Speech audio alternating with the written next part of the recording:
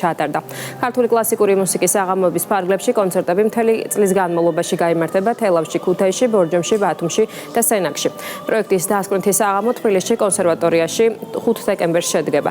საკონცერტო სერიების ფარგლებში შესრულდება როგორც ქართველ კლასიკოს კომპოზიტორთა შედევრები, ასევე ქართველი თანამედროვე ავტორების ნაწარმოებები. გაიმართება ნაწარმოებების პრემიერებიც. პროექტის ერთ-ერთი უმნიშვნელოვანესი მიზანია ქართული კლასიკური მუსიკის პოპულარიზაცია არა მხოლოდ თბილისში, არამედ საქართველოს რეგიონებში.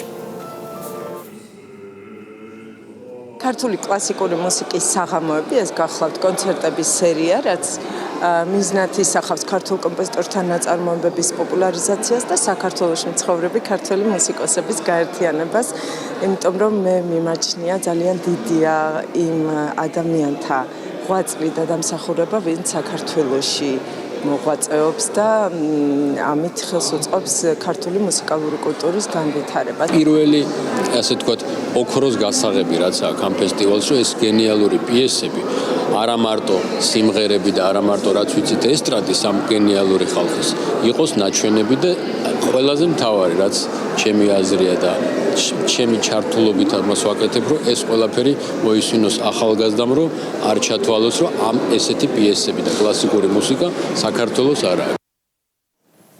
ახალი ამბები პირდაპირ ეთერში 4 საათზე დაბრუნდება, ახლა კი ეთერს ბიზნეს პოსტი გააგრძელებს დროებით.